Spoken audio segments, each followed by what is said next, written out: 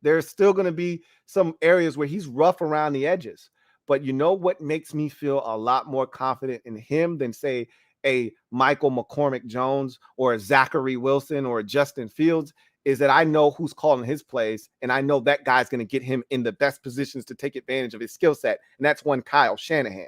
Wherever Kyle goes, good offense follows. So Trey Lance, which is why when we were talking about that 2021 draft class, I said Trey Lance, the best option for the 49ers is Trey Lance because your play caller is Kyle Shanahan.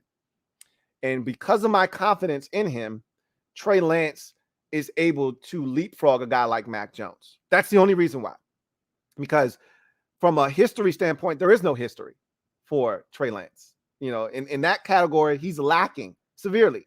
But where he makes up is how I feel about him and then his future projection with Kyle Shanahan as his play caller. I don't love the weapons around him necessarily, but I love his play caller, and his play caller will get the most out of the weapons that they do have and the most out of Trey Lance using his legs and things of that nature as a part of the offense that, you know, teams have to defend against as well. So Trey Lance comes in at number 20 for me.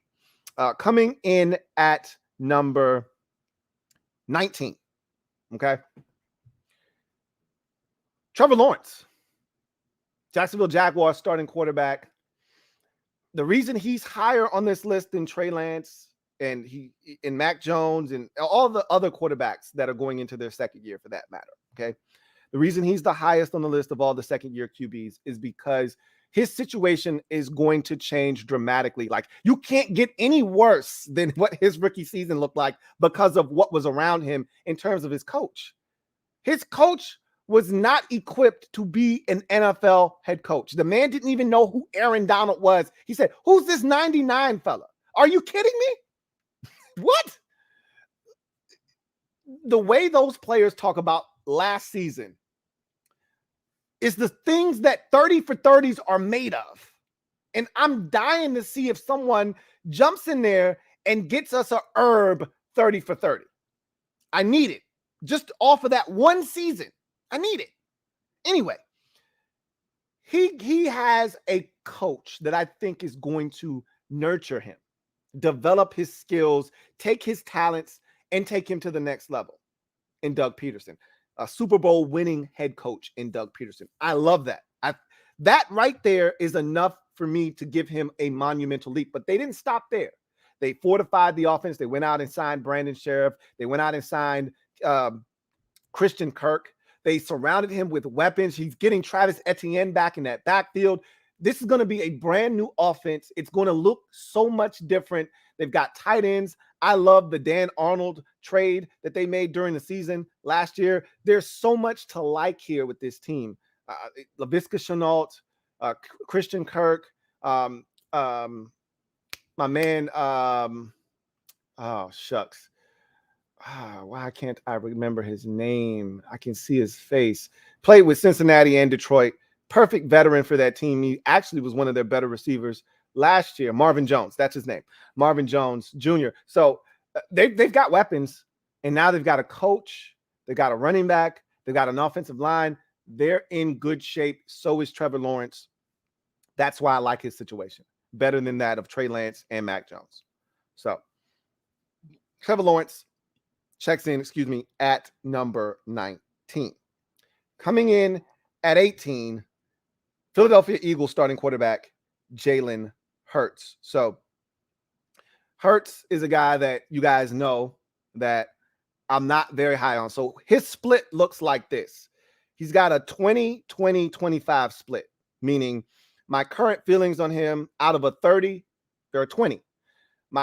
His history out of a 30 is a 20. He did lead the Eagles to the playoffs, so you know that does count for something last year. And then future projection is where he took the biggest hit, which is why he's down on the list. He's at 25 out of 40.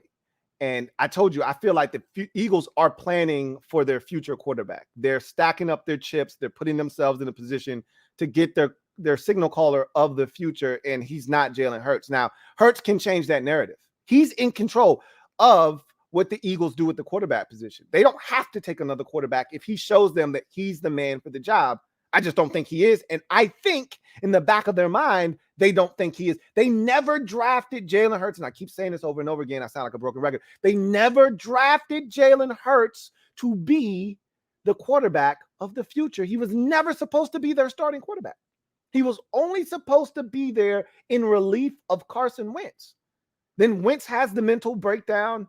They have a whole, dysfunction of an front office situation going on with the owner, Jeffrey Lurie, and, Howie Roseman, and the relationship with their head coach at the time, Doug Peterson, and all of that went to shit. And it kind of all manifested itself at the same time. And Wentz kind of got caught up in all of that. And he didn't handle all of the things that were going on the field, off the field well himself. He'll tell you that. And so Hurts got an opportunity. He ran with it. Literally, he ran with it. Okay. That's his best attribute to date, is his ability to run the football, or the threat of him running the football. I got to see more from him as a passer. I don't have a lot of confidence in his ability to be the Eagle starter long term, which is why he's so low on this list. But 18 is probably right around where he should be anyway. It's not criminally low, but Eagles fans may think he should be a little bit higher. I disagree vehemently. We'll see. He can make me wrong and make a believer out of me. I just don't see him doing that. Jalen Hurts comes in at 18. So you get to number 17, and it's Tua Tagovailoa. Now, you ask me why Tua is higher than, say, a guy like Jalen Hurts, who has won football games, took his team to the playoffs last year. Tua has a raw score of 67. Jalen Hurts has a raw score of 65. Tua's split is 22, 18, 27. So here's where Tua makes up the difference, is in my future projection for him. One, they're sold on Tua, whether right or wrong. There isn't another guy looming. There aren't multiple first-round draft picks that they're stacking up like chips, waiting to see what they have to do to go up and get a Bryce Young or someone like that next year. This is the guy. The reason they parted ways with their, former head coach Brian Flores is because he didn't believe in Tua, and ownership said, "Well, I do. Okay, we're rolling with Tua," and so they believe in him. That's number one. But number two, they brought in a head coach that I think fits his skill set now. Okay. I think the direction of this offense needs to be, and it was the quick passing game, right? But it was too short. Everything was literally at or behind the line of scrimmage, or 5 yards in front of it. Tua, I don't think, has the type of arm that you want to be chucking it 45, 50 yards down the field, looking for air yards. However, Tua can be extremely accurate in that intermediate level, which is where this offense is going to go with Mike McDaniel as their head coach. So it's going to look a lot like the San Francisco 49ers offense. And they finally got themselves a running back now. So they addressed the running back position, did the Miami Dolphins. I've been begging them to do that for years. They finally did it. They went and got Tyreek Hill, which is a huge part of the reason I'm like, even if Tua somewhat stinks, all he's got to do is get it to 10 and he'll make something happen. Not to mention they still have Jalen Waddle. So now it's like a 1A, 1B in terms of a number one wide receiver situation. It's a beautiful situation for Tua to be in. And you have a head coach, and you have a budding star at the tight end position. There's a lot to like with the Dolphins situation for Tua. And they really bolstered the offensive line. I don't necessarily love everything that they did, but you got to love them going out and getting Teron Armstead. You got to love that. I don't necessarily love them going out and getting Connor Williams from Dallas to be their starting left guard, but that's nor here nor there. The bottom line is I got more confidence in the parts around him and the coaching staff and his long-term success than I do Jalen Hurts, which is why Tua is slightly ahead of Jalen Hurts and coming in at number 17 on the list. So then you get to number 16, and it's Washington Commanders quarterback Carson Wentz. This is a guy that, for all intents and purposes, and I do actually subscribe, and I actually said this before Troy Aikman said it, but I do subscribe to what Troy Aikman said, and this is Carson Wentz's last opportunity to prove he is a starter in this league. And, it's crazy to say that, because when you look at his numbers last year, they weren't terrible. But again, it's not always about numbers, which is why I'm not a big fan of PFF. I can't sit here and tell you that I'm not a numbers guy, I'm not a PFF guy, and then turn around and tell you, well, he was 27-7 last year. That's not how it works in this league. It's about results. And when his team needed him the most, he didn't get it done. Now, it wasn't just him. Overall, as a team, they did not perform well in those final 2 games against Vegas and Jacksonville. That said, he didn't elevate the team in those situations. And you could argue he had COVID and there's excuses that could be made. Bottom line is he didn't get it done. This is a results-based league. But that said, when he's playing at his best, he's one of the best in the league. When he's not playing at his best, he can be one of the worst in the league. And so there is a lot of gray area there for Carson Wentz. His split looks like this: 22-20-27. So slightly ahead of Tua with a 69 overall score for Carson Wentz. And he's got a chance to fortify himself, not only as a starter, but as a big-time starter, because there's talent around him. I think this is the most talent Carson Wentz has had in his career surrounding him. Got a solid offensive line in front of him, so he shouldn't be running for his life like he was last year with the Indianapolis Colts. He won't have the same running game to lean on like he did in Indianapolis last year, but it's going to be a solid enough run game. He's got weapons for days, something he hasn't had, whether you go all the way back to his Philadelphia days or last year with the Indianapolis Colts. He's got weapons at every single skill position. And so he's going to be set up. And I think an offensive coordinator who really, I think, has a scheme that fits Carson Wentz's skill set. So I think this is a great situation for Wentz. And if he can take advantage of it, he could really, really solidify himself as a big-time starter in this league for a team that is desperate for a starter and a division that doesn't have a lot of quality NFL starting quarterbacks in that division to begin with. So Carson Wentz comes in at 16. Number 15, Tennessee Titans quarterback Ryan Tannehill. He also checks in with a raw score of 69, just like Wentz did. The difference is Tannehill has played in an AFC championship game. Tannehill led his team to the number 1 overall seed in the conference a season ago, and he's led his team to the playoffs each of the last 3 seasons. So again, that counts for something.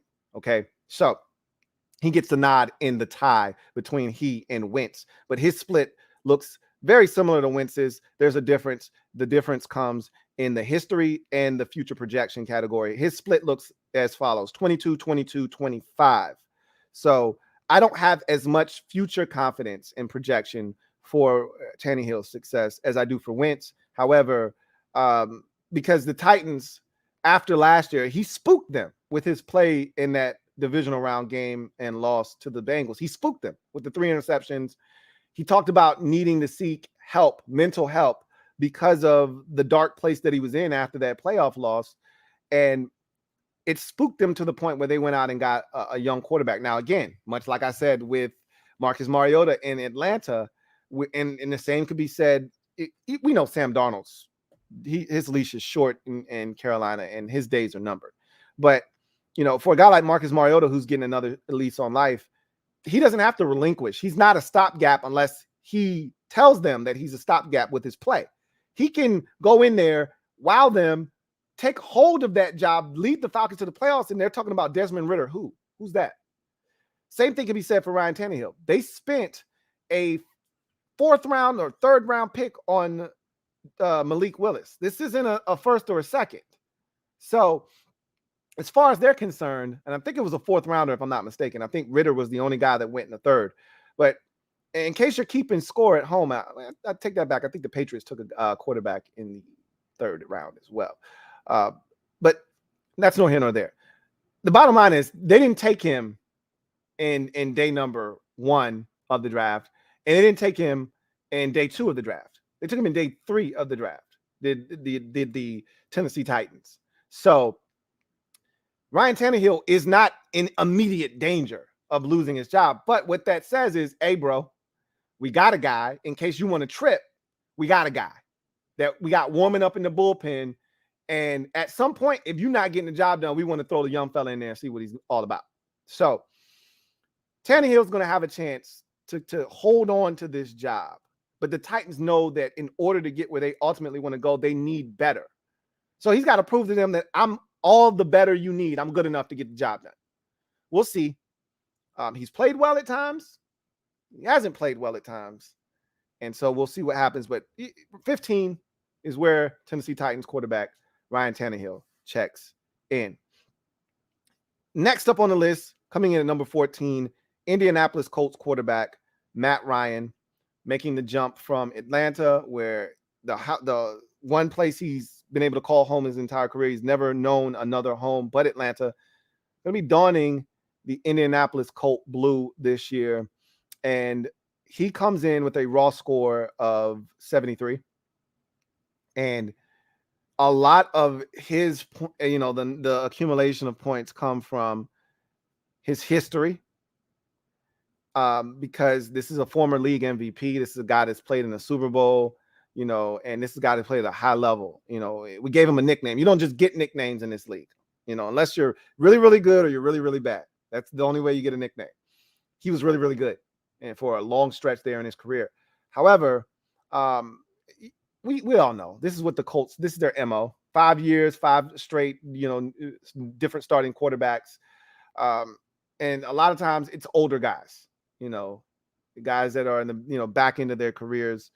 And that's what Matt Ryan is. He's in the twilight of his career. But I will say this, I thought he did a hell of a job last year of dragging along a roster that had no business winning more than 5 games. And he won them, I think, 7 or 8 last year.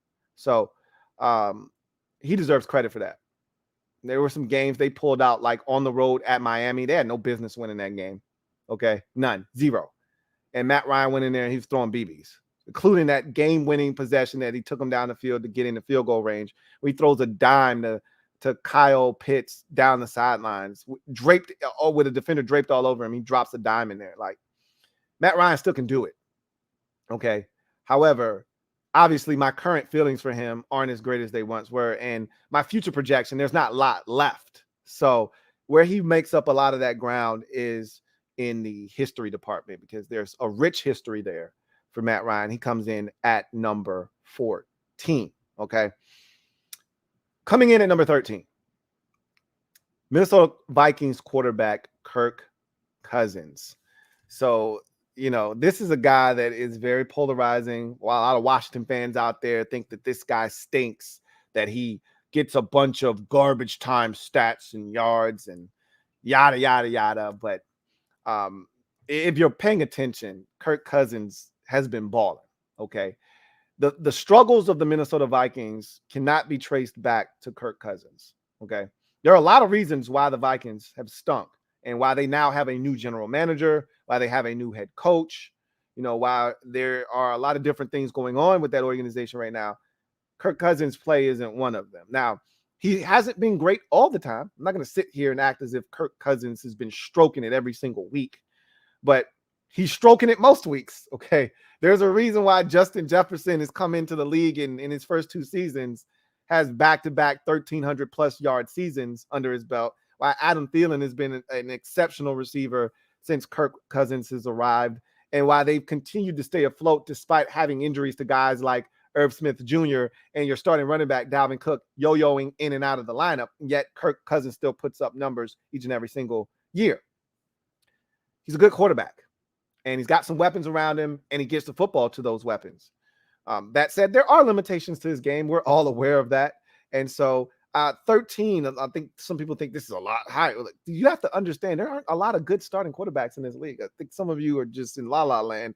Kirk Cousins is the 13th best starting quarterback in the league, and I think he deserves to be in this discussion. They put a good defense on the field with the way he's able to throw the football and the weapons that he has around him. This is a playoff team, and now they're getting an offense with a guy that believes in Kirk Cousins' skill set, and they're going to throw it a lot more under what is the name of their new head coach? Man, he was in Washington too. I don't know what. Kevin O'Connell. That's his name. Kevin O'Connell. So I look forward to seeing what Kirk does this year under Kevin O'Connell. The reins are going to be taken off of that offense. We know how conservative they were under their previous head coach, Mike Zimmer. It was at times a shit show how conservative they were. The reins have been removed. The shackles have been taken off. I want to see how this offense performs. I could see a lot of, weeks where they put up 40 plus or 37 or 33. You can see a lot of those games for the Minnesota Vikings, and Kirk Cousins will be spearheading that. So Kirk Cousins checks in at number 13. All right. Coming in at number 12, Vegas Raiders quarterback Derek Carr. So Derek Carr, if we were compiling this list a season ago, he would have been a lot lower. Like last year did wonders for his career. And this offseason did wonders for his career. And in the way I view him, so much has changed in one calendar year. So just to give you a little bit of insight as to the way I view Derek Carr now before, his overall score is an 80. Kirk Cousins' overall score was a 77. For Derek Carr, 25, 20, 35 split. And that 35 is a huge number. That's usually reserved for guys somewhere in or around the top 10, right? 12 is not that far away from the top 10, but these scores, they get a little bit higher. You get further and further away from 80. For me, that 35, the future projection, is a huge number because, one, he's got a brand new head coach who is not conservative like his last head coach in John Gruden, who was playing football like we were stuck in 1995 with a fullback and, play action fake, and you're dumping it down to the running back out of the backfield and 2 wide receiver sets and, twins, and you want to run the football. Like it really screamed 1994, like he still had Charlie Garner in his backfield as an offensive coordinator for the Philadelphia Eagles or something. It was disgusting to watch at times. That said, they're now into the new millennium, right? They're up with the times. Now Josh Daniels is his new play caller. Okay. They're gonna spice things up offensively. They brought in a big time weapon in Davante Adams. That right there in itself is worth 3 or 4 points from the future projection category, because you expect that offense to be even tougher to stop. Now they're talking about re-upping the tight end position with Darren Waller, which at first they were saying, hey, we can't afford Darren Waller. Now, when you look at that collection of talent between Waller, Davante Adams, and Hunter Renfrow, that's as good a trio as you will find in the league in terms of a couple of receivers and a tight end. That's an elite group right there. So you add that to the mix, you add the head coaching aspect, and there's a lot. And then you add the fact that Derek Carr played arguably his best football last season, took this Raiders team that went through so much turmoil and drama and controversy last season, but between their head coach resigning because he got marred in controversy, your receiver, your first round receiver, second year receiver, killing someone, vehicular, manslaughter, and having to deal with that, and then having your first round pick cornerback being removed from the team because he's acting up on social media and his life off the field isn't in the best of conditions. And to have all of these things swirling around, Darren Waller missing a third of the season, mind you, one of your best receivers no longer on the team, and for Derek Carr to drag a carcass of an organization to the playoffs, because that's essentially what he did, to the postseason, I got to give Derek Carr some credit. Played in his very first postseason game last year. Got to give him some credit. I feel totally different about Derek Carr this year than I did last, and his supporting cast. So with that, Derek Carr has elevated himself to number 12 on this list of starters heading into 2022. You get to number 11, and it is Arizona Cardinals quarterback Kyler Murray. He has a raw score of 81. His split looks like this: 26, 20, 35. So obviously his future projection pretty high at 35. However, his history is not great at 20. And so out of 30, 26 isn't terrible, But I told you, something's off with Kyler Murray. Something's not right. Something's amiss. I think the leadership aspect is something I struggle with him. I don't think he's a great leader, and you need your quarterback to be a leader of some sort. I don't think that's his MO, whether it's, in a quiet way where you're leading by example or in a demonstrative way, like a Tom Brady, where you're getting in guys' face and, you're getting guys pumped up. That's not Kyler Murray either. He's kind of an even keel guy, but at the same time, when things don't go well, he's quick to point the blame. He never is pointing the thumb. He's usually pointing the finger. And that's a problem for me. So, this whole offseason with the contract thing is a little weird and funny. It's finicky for me. Usually you don't see quarterbacks crying for a new contract after year 3. Like, if it's going to happen, it's going to happen. But if you believe in your ability, right?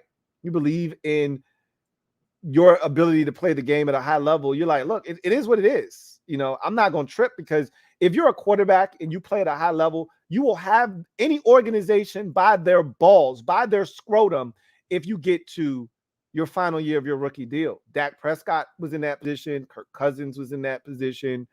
We see Lamar Jackson getting dangerously close to that position, and he seems like he's content on getting the free agency with the Baltimore Ravens. You never want to be in that position if you're a team. So why are you screaming for a new contract as a third-year player going into year 4, where you say, look, I'm going to continue to ball, and if they pay me early, great. That's what I want. But if they don't, I'm going to eat their ass alive. Okay? Whatever the case may be, he seems a little off to me, but I think he's got the right coach leading him in Cliff Kingsbury. I don't love, the moves that have been made this offseason. They lost some talent, and I didn't think they actually, did anything to replenish that talent on both the defensive and offensive sides of the football. That said, it's a good system. They got enough talent. DeAndre Hopkins is going to miss the first 6 games of the season. And so Hollywood Brown is going to come in there, and he's going to have to take the reins right away at the receiver position, because AJ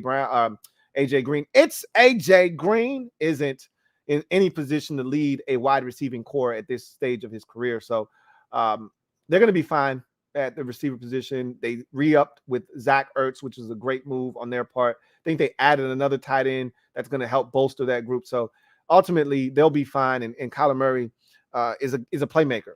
He makes guys around him better with his skill set. So I got confidence in his future still, despite having some questions about his leadership and how I feel about him right now. That said, making it to the playoffs last year was a big step, even though, they didn't do much when they got there. And then they were pointing fingers after the game as to whose fault it was, this, that, and the third. At the end of the day, they made it to the postseason. We'll see if they can build off of that.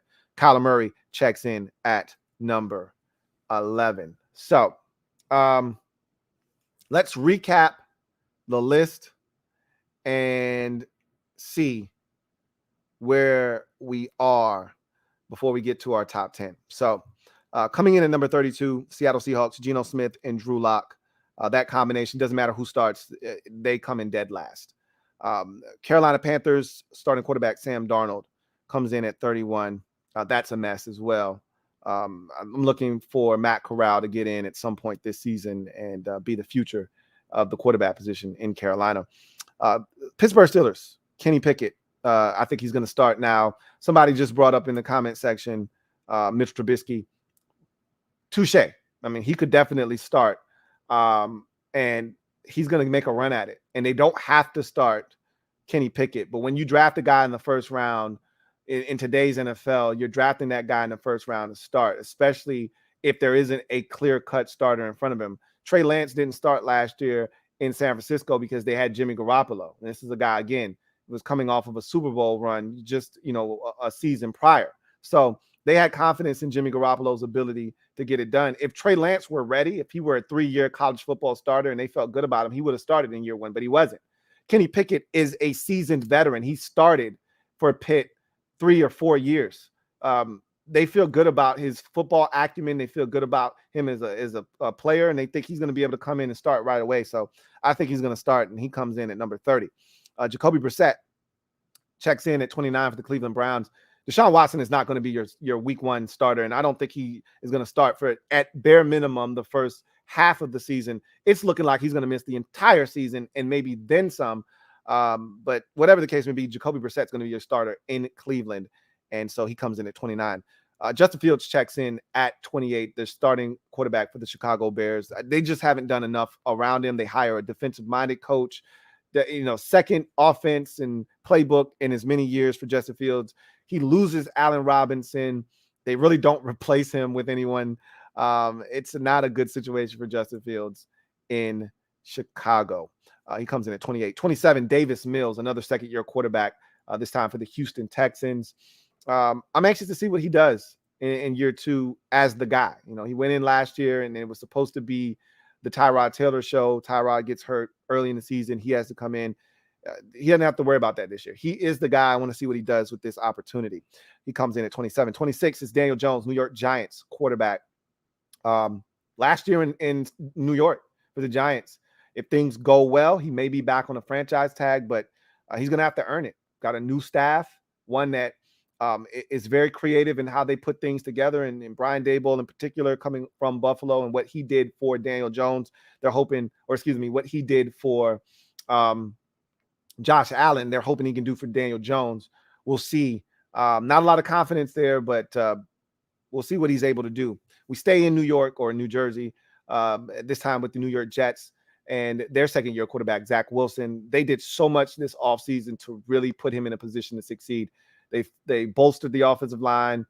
They strengthened the receiving core. They added, a plethora of tight ends, 3 to be exact. They added a beast number 1 running back to go with Michael Carter, who's a perfect complement to now Breece Hall. The sky's the limit for that offense. Now Zachary Wilson needs to take the next step. He comes in at number 25. 24, New Orleans Saints quarterback Jameis Winston, coming off of an ACL injury. We've seen the videos of him rehabbing. He looks good. Now, will he play better? This is the question we have. No more Sean Payton. Okay, that was the guy that made you confident in Jameis Winston. He's no longer there. What does Jameis Winston look like without Sean Payton being there as the quarterback whisperer? We will see. He checks in at number 24. Jared Goff comes in at 23 for the Detroit Lions. This is a guy that, the Lions, I think, looked at as a stopgap, but he's got a chance to prove to them that he can be the leader of this football team. I don't think he's that guy, but he's going to get an opportunity. I just think there's not a lot of ceiling there with Jared Goff. You know who he is as a football player. He's not much more than that. And it is what it is. He is what it is. That's why the Rams desperately wanted to get out of the Jared Goff business. You see the results for the Rams since doing that. Atlanta Falcons come in at 22, and I'm assuming Marcus Mariota is going to be the starter, right? Now, Desmond Ridder could be the starter in Atlanta. Highly unlikely now if Mariota is not healthy, which we know he's had issues with that in the past. Then Desmond Ridder could be your week 1 starter. If that is in fact the case, he would be number 30 and everybody else would slide up a spot there. But in the event that he remains the starter in Atlanta, which I assume he will be, he's at 22. I think this is a good spot for him. He's back with Arthur Smith, a guy that believes in him. And he's going to get every opportunity to take the reins of that quarterback position, not just for this year, not to be a stopgap, but to be the guy moving forward. Still relatively young, has a lot of football left in him. If he can stay healthy, still a mobile quarterback. There's a lot of things he can do. And if he can stay healthy, Marcus Mariota, I don't love the talent around him, but I do like Arthur Smith and the confidence that he's going to instill in Marcus Mariota, who comes in at number 22.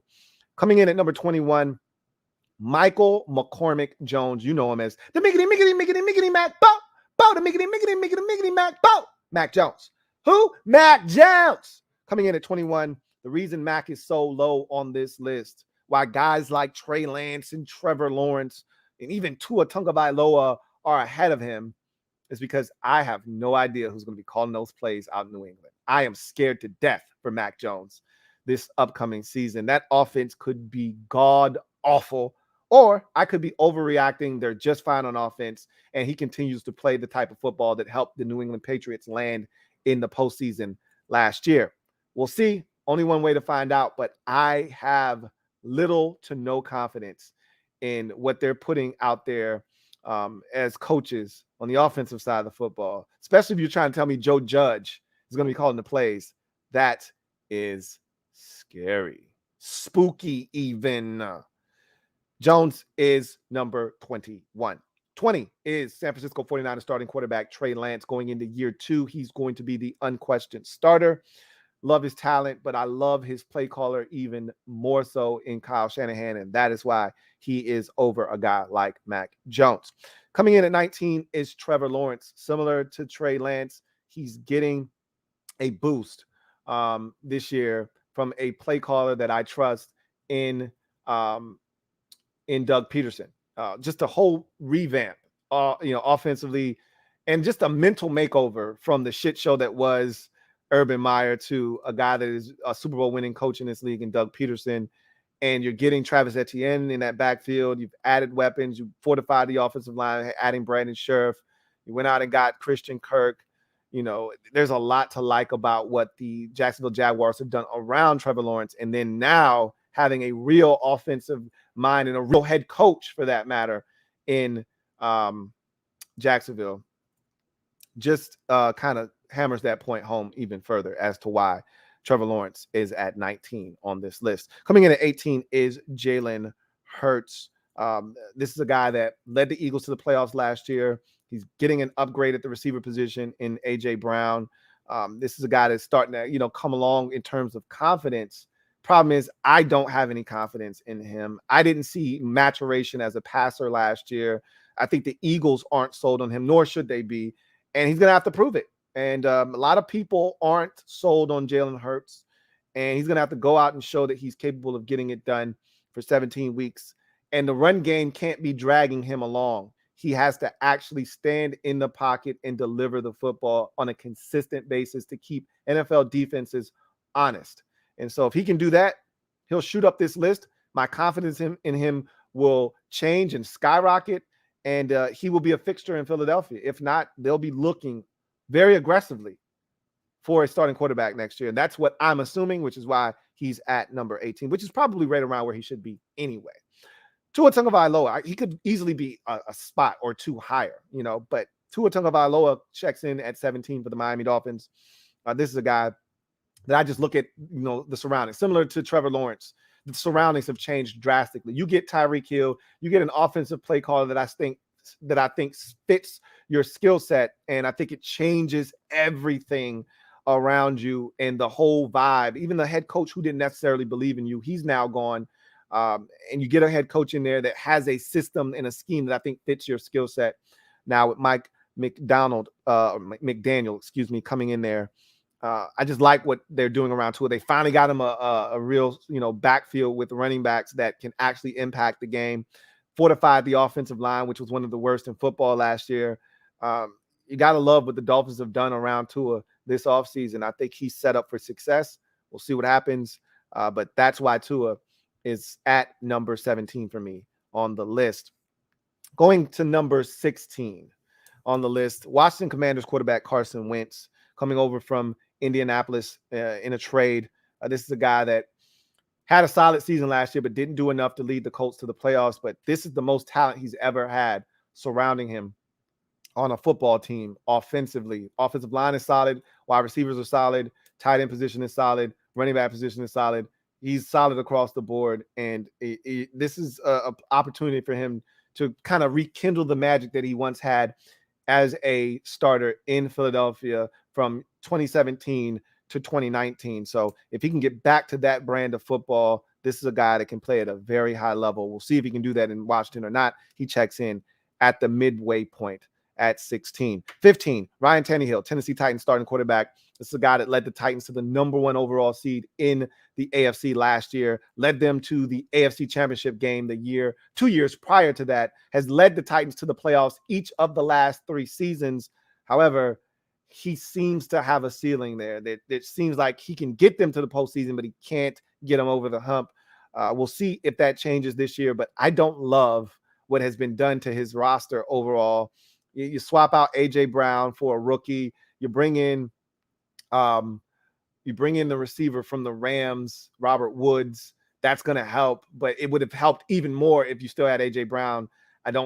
Robert Woods may have to be your de facto number 1. That's a scary proposition, especially with him coming off of an ACL. So there's a lot not to love about his situation, but then you still have Derrick Henry, King Henry back there. So we'll see what happens with Tennessee and Ryan Tannehill, but he checks in at number 15. Coming in at 14, Matt Ryan, coming over from Atlanta to Indianapolis in a trade. Matt Ryan is probably going to spend the final years of his career as an Indianapolis Colt. And it's a good situation to be in, good defense, quality run game. Don't love the weapons around him, but we'll see. Matt Ryan, he did a lot more with less last season. So if he can make things happen in Atlanta when they had nothing out there for him to throw the football to other than a tight end and a running back, I surmise he can make it happen with the options that he will be afforded in Indianapolis. He checks in at number 14. Kirk Cousins checks in at 13, starting quarterback for the Minnesota Vikings, has a new head coach in Kevin O'Connell, who's going to open up the playbook and really unleash this offense. Justin Jefferson, if you thought he was bad already in terms of how he's been turning up the league in his first 2 years, this could get even uglier this year along with the health of Adam Thielen. And if you get Irv Smith Jr. to stay healthy, this will really take this offense to the next level. Really like the situation that they're in right now in Minnesota. And I think Kirk Cousins is in line for a big season, and he's been playing some of his best football the last couple of years in Minnesota as is. Coming in at number 12, a guy that has made a huge leap is Derek Carr. This is a guy that checks in at number 12 overall on this list.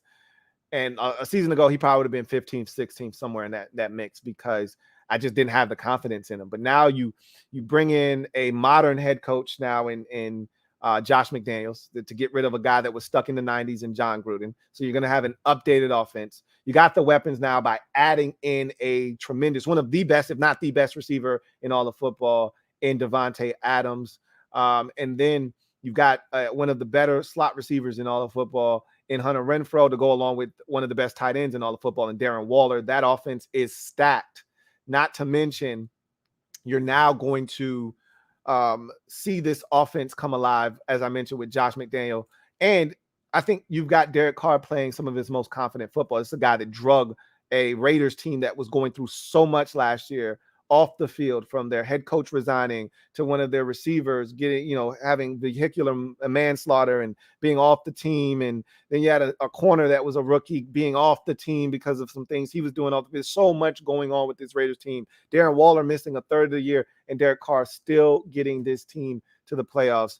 That was a hell of a feat. And I think he's playing with an abundance of confidence. Now they're adding all of this to the mix. I think it's a good situation for Derek Carr to be in. He comes in at number 12. And Kyler Murray checks in at 11, Arizona Cardinals starting quarterback.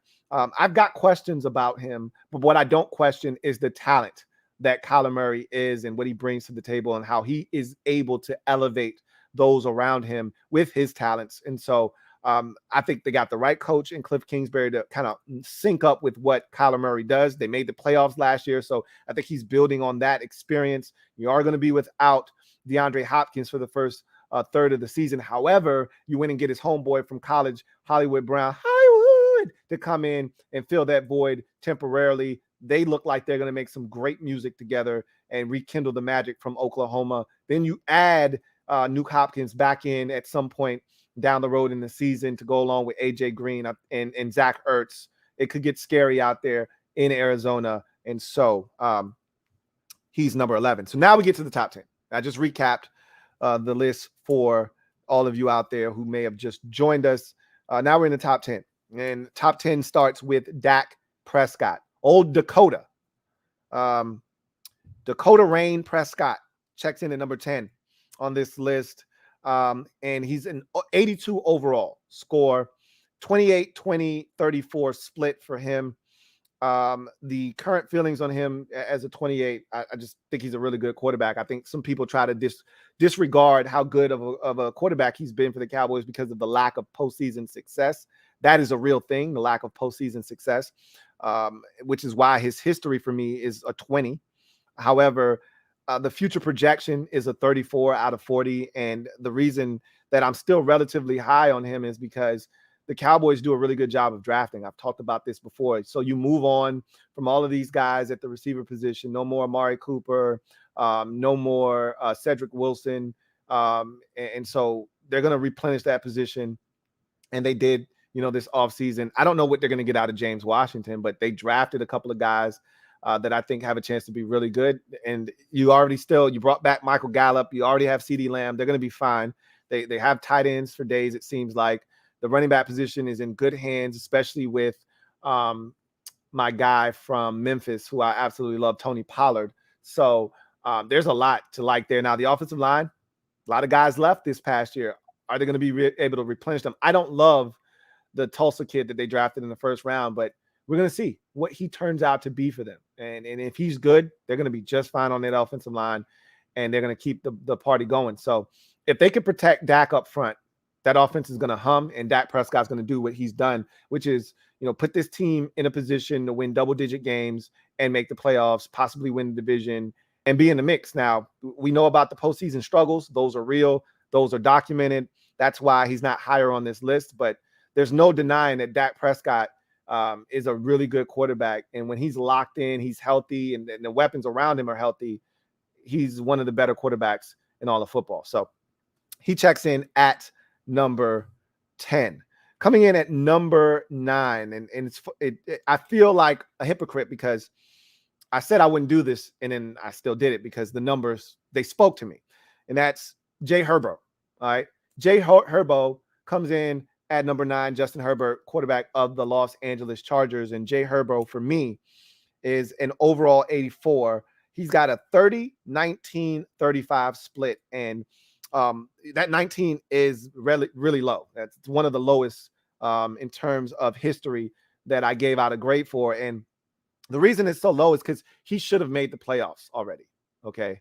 He should have made the playoffs last year. And it was through no fault of his own. Okay. Which is why I take over to that next split of future projection. A guy with his talent, the future should be so bright that it should be a 40 out of 40. Like for Joe Burrow, for Josh Allen and guys like that, where I just feel like the sky's the limit. Their future projection is a 40 out of 40. There's nothing to talk about. Whereas, and not for Joe Burrow, it's not a 40, and I'll explain why. But for a guy like Josh Allen, I'll just use him as an example. It's a 40 for Josh Allen. Now, again, he's got a new play caller. That's something that could be a cause for concern. I want to see what happens not having Brian Daboll there anymore. But I see future MVP of the league in Josh Allen's future. I see the same thing for Justin Herbert. The problem is I don't believe in his head coach. I think his head coach, while I do love his message to his team, like, hey, we're not going to back down. We're going to be aggressive at all times. We're never taking our foot off the gas pedal. I love that message. There's a time when you have to understand what's best for your team at that moment. And he doesn't seem to know where that line is. And he constantly crosses that line and puts his team in compromising situations that I don't love. And it cost them a couple of games last year. It cost them the second Chiefs game. It cost them the Raiders game at the end of the season when they should have been in the playoffs. If he would have just put his ego aside for a second and just let the Raiders go for the tie, they would have been in the playoffs. Justin Herbert would have had a playoff game under his belt, and I would feel totally different about their situation. But he couldn't put his ego aside. He put his team in a bad spot, and they ended up losing that football game. So to me, I worry about their coach. And it affects the way I feel about Justin Herbert long-term, because as we saw last year, he affected Justin Herbert's ability to get into the playoffs. Because if you ask me, pound for pound, Justin Herbert is better than Joe Burrow right now, pound for pound. I don't love his surrounding parts like I love Joe Burrow's surrounding parts. I don't trust Joe Burrow's coach either, Zach Taylor. However, I trust him more than I trust the Chargers head coach, Staley. So at the end of the day, Justin Herbert is my 9th overall quarterback. If he continues, like, if you ask me to take a guy for a single game, I need to win a game and I just need a dude that's going to get, like, Herbert has shown me time and time again, you put him in those pressure pack situations where they got to have it. He doesn't blink. He doesn't flinch. He's just throwing BBs. So he'd be a lot higher on this list if I had confidence in his coaching staff, but I don't. So anyway, that's a guy that I think, if we're talking massive leaps within a year, they make the playoffs this upcoming season. And his coach, cuts out some of the foolishness. And you know how this league is. We said the same shit about Doug Peterson, and then it started to work when he going for it on all these fourth downs, and then they win a Super Bowl. Man, who's talking about Doug Peterson now, right? So when it doesn't work, it's easy to point the finger. When it works, he's a genius. So we'll see what happens with Staley in this upcoming season. But Herbert is number 9 overall. Number 8 on my list, Baltimore Ravens starting quarterback, Lamar Jackson. This is a guy that, again, what a difference a year makes. We would have been doing this list last year. He probably would have been in the top 5. But you fast forward a year, he was coming off of his first career playoff victory. You know, he was throwing the football with more confidence.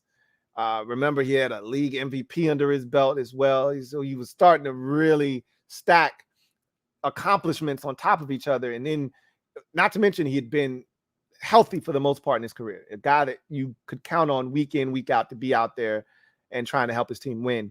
And then you get an injury-plagued 2021 season where the numbers were not eye-popping before the injury, right? That put him on the shelf pretty much for the rest of the season.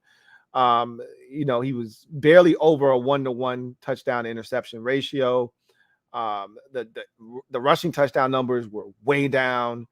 And so statistically, he wasn't the guy that we had become accustomed to. Now, they were winning football games. He was still getting it done. But it just wasn't in the traditional manner that we were accustomed to seeing from Lamar Jackson. So you put that in perspective, and then you add the fact that he's coming off of an injury-plagued season. And I'm not saying you have to question Lamar Jackson, but you're looking at him and you're saying, okay, what you got? This is a contract season for you, essentially. You're coming off your worst statistical season of your NFL career. Your team did not make the playoffs for the first time since you've been a Raven. And what do you have to say for yourself? I want to see. But I know what Lamar Jackson is, you know, at his peak. And remember, this is a guy that is 25, 26 years old. Like the best of Lamar Jackson is yet to come. So I won't count him out. He comes in at number 8 on my list. Coming in at number 7, again, what a difference a year makes, is Los Angeles Rams quarterback Matthew Stafford. So you have to take a look at his situation. And I've talked about what a difference a year makes. This guy a year ago wasn't even in a Hall of Fame conversation, I don't think. I mean, his numbers were trending in that direction, but he would have been in that, you know, Phillip Rivers, you know, era, you know, Phillip Rivers territory. And I think Phillip Rivers ultimately is a Hall of Fame quarterback, but he would have been in that discussion where we're talking like, is he really a Hall of Famer? And we would have debated back and forth. And the answer would have probably have been no for a lot of people. Whereas with Phillip Rivers, it would have been yes. And because Phillip Rivers led his team to the playoffs numerous times, led his team to an AFC championship game on a torn ACL. Like, there are legendary stories about Phillip Rivers. There's none of that with Matthew Stafford, except for regular season games. So had he been stuck in that mediocrity of Detroit, we weren't having this conversation, but gets shipped off to the Rams in his first year, leads them to a Super Bowl, hoists the Lombardi. And now the perspective on Matthew Stafford and his career has changed dramatically. So much so that he's in the top 10. He would have not been in the top 10 of this list a year ago. So the reason that he is here is the way I feel on him. He's a 30 right now. His split is a 30-25-30 because let's be honest, you can't get any higher than winning a Super Bowl. So his stock will never be any higher than it is right now unless he goes back to back. You throw in his history, which is up now because statistically he was one of the best to ever do it before winning the Super Bowl. Now you throw the Super Bowl in there. Now his history looks a lot different. But my future projection for him is a little low at 30% or at 30 out of 40 because I think Sean McVay and company are short-term focused. So they're trying to win another Super Bowl this year, maybe next year, and maybe, just maybe the year after that. After that, this shit's going to blow up. Sean McVay's going to retire and become a broadcaster. And the Rams are going to suck for like 7 to 10 years. They're going to leave this shit in disarray. So they better get it while it's there to be gotten. So the future is like the immediate future, the next 1 to 3 years. After that, I think it's going to be a shit show in Los Angeles with the Rams. But in the meantime, Matthew Stafford, is the man for the job. Got it done last year. Let's see if he can do it again. He's coming in at number 7. Coming in at number 6 is Cincinnati Bengals quarterback Joe Burrow. And Joseph is a guy that I love. You know how I feel about Joseph Burrow. Raw score of 87, 30, 22, 35 split for Joseph. The number that sticks out here is the future projection. It should be 40. It's 35. My current feelings on Joseph after taking his team all the way to the Super Bowl is a 30, as you would imagine, 30 out of 30. His history is a 22. Okay. So obviously you got the first year, it gets injured. Now you have the second year, comes back, takes his team to the Super Bowl, but you have to balance the two because there is an injury concern now with that ACL that he tore. So that does exist. So that's why the number is 22 and not maybe 24, 25, or even 26, because you just made the Super Bowl in your second season. I mean, that number should be higher, but I got to balance that out with the injury concerns. The number here, though, that should be significantly higher is the future projection. That should be at 40 because I think the world of Joe Burrow, and I love the supporting cast. Okay. It doesn't get much better than the 3 receivers he's throwing the football to: Jamar Chase, Tyler Boyd, and T. Higgins. Now, they lost one of their tight ends, and I think that might be a big hit to their offense because C.J. Uzomah was a huge part of what they were doing offensively, but still got Joe Mixon, and they got, just an offensive line that they fortified this offseason, brought in a couple of players that they feel good about. Kappa from the Bucks, brought in Collins from the Cowboys, brought in the center / guard from the Patriots. They did some work this offseason on that line. So if they can protect Joe Burrow, it could get even scarier. It could be really scary hours out there trying to defend this Bengals offense. So the thing that I'm worried about is Zach Taylor. This guy was on his deathbed going into last season. You even had Bengals fans screaming for this guy to be fired. I'm still not sure if he's the right man for the job. There were some things that were done in some of these games he got away with that I questioned. And when it works, people let you slide. But when the shit doesn't work, people start to realize, hey, what the hell is this guy doing? I'm like, hey, he's been doing this shit for the last 3 years. He got away with it last year, so you let it slide. But this is the shit he's been doing. I don't necessarily feel like Zach Taylor's the right man for the job. His time management, some of the things that he does, I don't know if he ultimately gets it. So I worry about that and how he could affect Joe Burrow's success. But one thing's for sure, Burrow's got a hell of a squad around him. It's a good setup for him right now. He comes in at number 6. Coming in at number 5 is a guy that's probably a little bit higher on my list than he is for a number of you, because some of y'all are trying to write him off, but I'm not. And that's Dangerous Russell Wilson.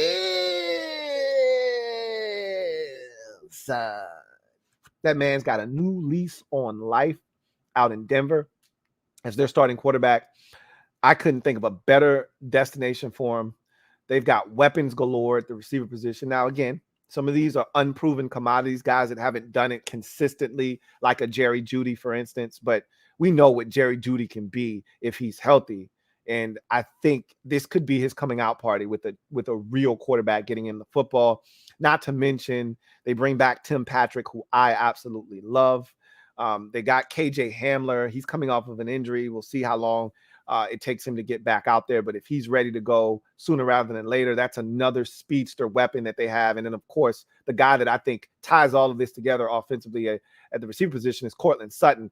That's 4 guys right there. They're 4 deep. They traded away their best tight end in Noah Fant, and they still got Albert O at the tight end position. They're loaded at running back. I love Javonte Williams. He's a beast, okay? He was outstanding as a rookie. I think he's going to be even better with Russell Wilson at quarterback because you have to respect the passing game a little bit more now. They still have Melvin Gordon the third. He came back. And so they're loaded, man. And Russell Wilson still got it. I know the finger injury, and he wasn't playing all that great before the injury. But I challenge you to go look at the end of that season for Seattle. Shit was done. They had no chance of making the postseason. He could have packed it up, folded the tent and said, all right, I'm getting out of here. He played outstanding football down the stretch that Russell Wilson. He had him in ball games. They won a number of ball games down the stretch of the season. And they were in a number of other games that they could have won, but they were playing better teams and they just didn't have enough with the rest of the squad, but it wasn't Russell Wilson's fault. So I just look at Russell Wilson, and I still think he's got a lot left in the tank, and that is a great situation for him. And I think they have a chance to do some big things out there. The last two quarterbacks to hoist the Lombardi were guys that came from other teams. Brady 2 years ago. Last year, it was Matthew Stafford. Could it be 3 for 3 with Russell Wilson being that guy? We'll see. I sure as hell think so. Russell Wilson checks in at number 5 for me. 87 overall, 25, 27, 35 split.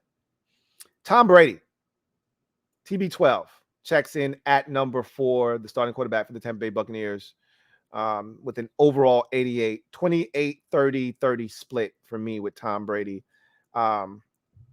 Obviously, the future projection is not as high as it should be because this man, he has, I never like players that have one foot out the door. They scare me. And Tom Brady has one foot out the door right now. So that's something to keep an eye on there. And then my current feeling should be 30, but it's not because I just told you, I think he's really mulling over retirement. The man retired and then unretired. And maybe that was just to get Bruce Arians out as his head coach, whatever the case may be. I never liked it. When you sign a contract to be a color guy and your career is not over yet, you're kind of in that Tiki Barber, mentality and kind of space. I'm not comfortable with that shit. So we'll see what Brady does this year. But the man keeps talking about retirement. This kind of feels like how those NBA veterans want that 1 year where they just get to be lauded and praised, and every stop that they have, they're getting standing ovations from the opposing crowd, and they're getting gifts from everyone because this is it. Tim Duncan did it, Dirk did it, Kobe Bryant did it. Like, this kind of feels like what Tom Brady's doing right now. All right, this is it. Last, swan song. This is it. All right, everybody, give me my flowers while I can still smell them. All right, I'm leaving after this. I'm serious. This kind of feels like that. So if that is in fact what it is, you're not winning anything of substance. Those guys didn't win big in those years. When you're a grandpa and you're getting rocking chairs and shit before the game, you're not about to win a championship. So we'll see what happens. But he's still TB12, man. He's still Tom effing Brady. He's still the GOAT. So I never want to count him out. That's why he's still a top 5 quarterback in my eyes. But when you got one foot out the door, you can't be playing at your highest level. You just can't. Number 3 for me is Josh Allen, Buffalo Bills quarterback. This is a guy that I've loved since he came out of Wyoming, and he's everything that I thought he could be and then some. I didn't think he would be this good this fast, but I thought he had a chance to be really good in his career. And, what they've done around him, the organization has done right by him. Like, that's how you build it up. They went out, they got him a stud receiver. They built the other guys around him. They went out and drafted more receivers. They brought in Cole Beasley. They got rid of Cole Beasley. They brought in Jamison Crowder. They went out and got, running backs now. And so now they added Dalvin Cook's brother in the mix, James Cook, and that's going to be another weapon out of the backfield. The tight end position, they've, constantly been doing work there. They probably still need to do some work there, but and they did actually do some work. They brought in OJ Howard, which I absolutely love. They just have done it the right way. They fortified the offensive line in front of him. That's a good organization, man. They do it the right way, and Josh Allen continues to reward them each and every year with his play. He's got a 91 overall. His split is 30, 20, 20, 40. So 21, excuse me. 30, 21, 40 is his split. And obviously his history, that's where he's lacking, because he's got the full allotment in the current feelings. He's got the full allotment in future projection. It's the history for me that lacks for Josh Allen. And he just doesn't have, the wins in the postseason. And look, he's won at least a postseason game each of the last 2 years after, throwing away the game 3 years ago against the Texans. Look, that was his first time. He didn't know how to act. He was throwing the football all over the place, doing stupid shit, lateraling the ball backwards. It was his first time. He didn't know better. But since then, won 2 games 2 years ago, beat the Colts, beat the Ravens, got to the AFC Championship. First time there, weren't good enough to beat the Chiefs. Last year, destroyed the Patriots, but didn't get it done the following week on the road at Kansas City again. That prompted overtime rule changes. So we'll see how effective those are. But this guy, he's on the precipice. That team is on the precipice of doing something big. And that's the only thing stopping him from being the guy in the league right now. Is he hoists a Lombardi and he goes through Mahomes to do it. And it's not necessarily passing of the torch because Mahomes is still a spring chicken too, and he's not going away. But that will be the Peyton Manning, Tom Brady rivalry that we'll see for the next decade if he can finally get past. I don't want to see him end up being Ben Roethlisberger in this equation because it could happen where one of these young boys like Justin Herbert or Joe Burrow overtakes him, and then he's Ben Roethlisberger kind of like off to the side, like, hey, he might get in there the AFC Championship game every so often, but he's not going to win it, right? Like that's Ben Roethlisberger's legacy. He snuck in the Super Bowl a couple of times, and then all the other times it was Brady and it was Peyton Manning. He could never get past those guys. So we'll see. We'll see what happens. I got Josh Allen at number 3. Coming in at number 2, you guessed it. You already know. It's Aaron Rodgers. All right, AR-12. He's a bad man, except for when it gets to late in the playoffs. Not a bad man. But early in the playoffs, first round, hell, sometimes even the second round, dangerous. Okay. Get to the championship game, and he stinks. However, it's not always just him, but 91 overall, just like Josh Allen for Aaron Rodgers, 30, 26, 35 split. So for me, the history is down a little bit at 26. It could even be a little bit lower, but the man's won 2 MVP trophies in a row. I can't knock him down any further than 4 points. I can't do it. But obviously the failures in the playoffs, those are huge. I mean, the guy's like 1-6 in championship games. It's abysmal. I get it. Only played, it's hard when you reflect on Aaron Rodgers' career and you talk about him being one of the best of all time. And then you look back, he's like, dude's only played in 1 Super Bowl. You're like, really? That's it? You're like, no, he's played in more than 1 Super Bowl. And then you think about it and you look at all the ways that they've created ways to lose in the championship game, like not being able to recover an onside kick against Seattle. Clearly, last or 2 years ago, not being able to take Tampa Bay out at home. I mean, they've done some really creative things to lose games. But Aaron Rodgers is a beast. Now, the 35 in the future projection comes from 2 things. One, he's 900 years old. How much longer is he going to be able to do this for? How much longer is he going to be able to keep up an MVP-like pace? And 2, speaking to that point, you just lost your best receiver in Devontae Adams, a guy that really was like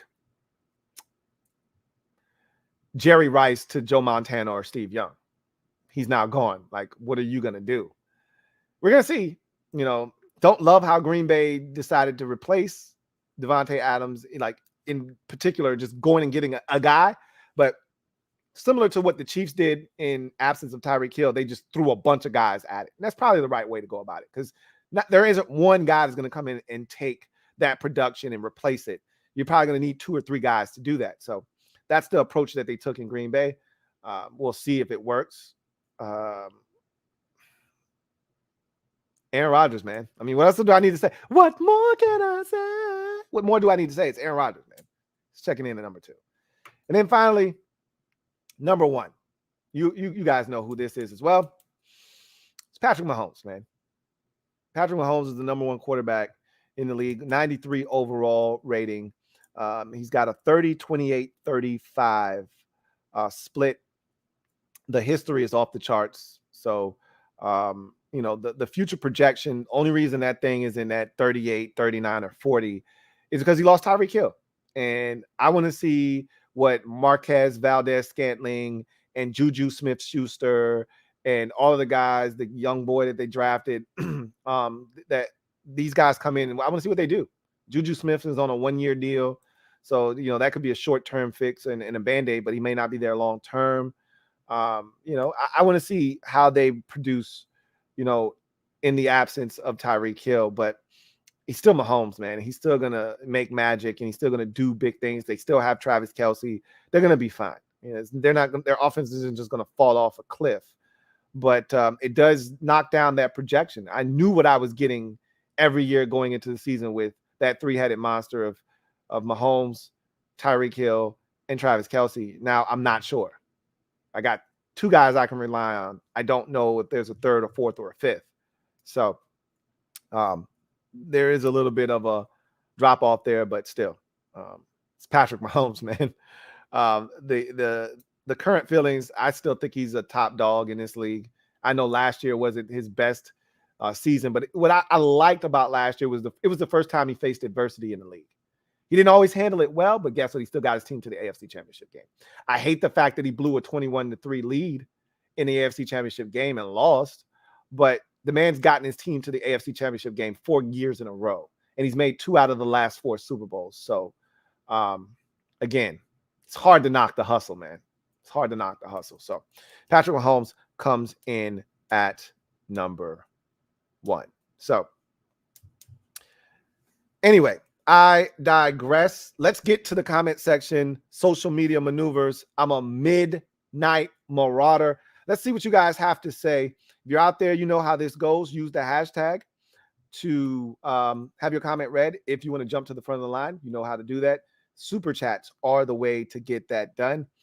Anxious to see what you guys have to say about my list.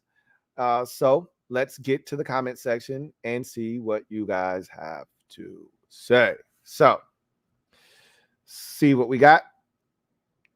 Want to thank each and every single one of y'all for chopping it up with the kid tonight. It's late and you could be doing anything out there, but instead you're kicking it with me. I appreciate that. So Alex gets the night kicked off with the super chat department. Thank you for the super chat, Alex. Greatly appreciate you, my guy. Alex writes, just waiting to shake my head at Wentz/Hurts ranking.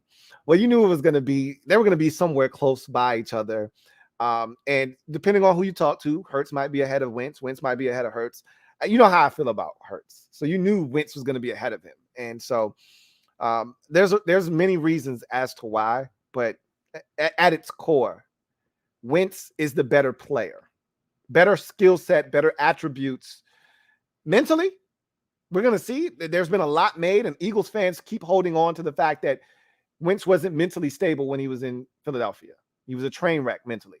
He's grown since then. Like, think about how you were 3-4 years ago and where you are now in your life and how you've matured mentally. Think about that. And think about Carson Wentz. He's got a whole entire family now, something that he didn't have when he was in Philadelphia. He was selfish. He admitted that. He's got a whole family now. He's a different dude. Children change you, change the way you view things, the prism from which you see the world. I think he's a different guy mentally. The physical gifts were always there. So anyway, I feel like this is a good spot for them. But, that's why these lists are so fun to do, because everyone's got an opinion. LT, thank you for the super chat. Greatly appreciate you, my guy. LT writes, the QB who goes furthest in the playoffs, best of the division. If you're talking about in the NFC East, I mean, it's up for grabs. Like I said, our division plays the weakest schedule this year. So anybody, if the Cowboys are healthy, they're right, this could be the year. This could be the year they finally put it all together and Dak wins some playoff games and they make it all the way to because there's no resistance in the NFC other really than the Rams. Like, if the 49ers are good, if Trey Lance is good, they could be scary, right? But think about it. We don't know. Aaron Rodgers, like, his playoff history, it's not great. Now you lose Devontae Adams. They could not be the same Green Bay Packers. Right now, it's really just the Rams and what are the 49ers and then the Bucks. Other than that, like, who's really standing in your way in the NFC? And so if you get the number 1 seed, they got to come to your building and you're playing hot football. Anybody, it could be Washington that does that. You play a soft schedule, you get hot, you play with confidence. We've seen it happen. The Panthers did it in 2015. I always bring it up because they weren't good enough to go 15-1. That roster wasn't supposed to be able to go 15-1. but they started winning. They gained confidence and they kept winning. And then I talk about that vicious cycle all the time. Winning begets confidence, confidence begets winning. And you just repeat that thing over and over again. Somebody in this division could do that. The Eagles could do that as well. Like, the schedule is set up for our division to be dominant this year. Not this shit that you've been seeing where we're the NFC least and someone's winning the division with 7-8 wins. The division is set up for 3 teams to have double-digit wins, 2 teams to have double-digit, and another team sitting there at 9, and the last team sitting there with 7 or 8. That's how the division's set up this year because of the schedule that we play. So any quarterback in our division right now, I'd say it's probably Dak, but I'm not counting out Wentz right now in that, in Washington, but I'd say it's one of those 2 teams. The Eagles are right on the outskirts. I just, I don't believe in Jalen Hurts. So, because you can get there, but in the playoffs, your quarterback has to be able to throw the football. Period. End of discussion. You're not going to get there. The Titans tried that shit 2-3 years ago where they tried to run their way to the Super Bowl, and the Chiefs pushed the button in the championship game. Like, they were up 17-7. That shit, by the time they got to halftime, it was like 35-17. Like, at some point, your quarterback's going to have to throw the damn football. And if you can't keep up, you're going to get left behind. Let's see. Got another super chat. This one is from Eric DeBose. Thank you for the super chat. Greatly appreciate you, my guy. Eric writes, what up, Lou? What up, Eric? Says, can Terry get any new money for this upcoming year on a new deal? Jahan's looks like the truth. What are your thoughts about Chase with Miller? Terry's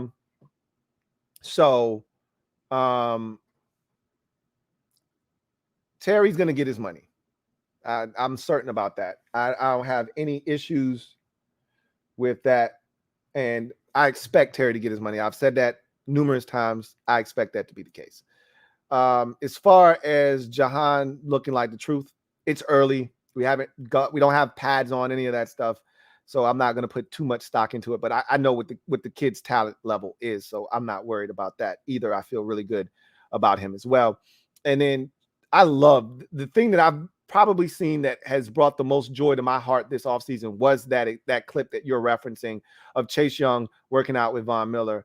That's what he needs. All right. That's what he needs. He needs to get with a prolific pass rusher that's going to show him the finer points of the game and the small intricate details. I saw Von working on just a little hand shit that like nothing else. Von just going turn the side, swim, hands. I talk about hands being 40% of pass rushing is hands. You don't have to be the most explosive guy. I've watched guys that didn't have the most explosive first step, didn't have a tremendous get off, weren't the greatest athletes for that matter. Win consistently because they knew how to use their hands. Chase is a quality athlete. He's not an exceptional athlete. He does not possess great burst or a tremendous first step. But you know what he does have? Great length and athleticism. And if he uses his hands, he can defeat a lot of tackles and guards. I love that he's working with Von Miller. I couldn't think of a better guy for him to be working with. Warms my heart to see it.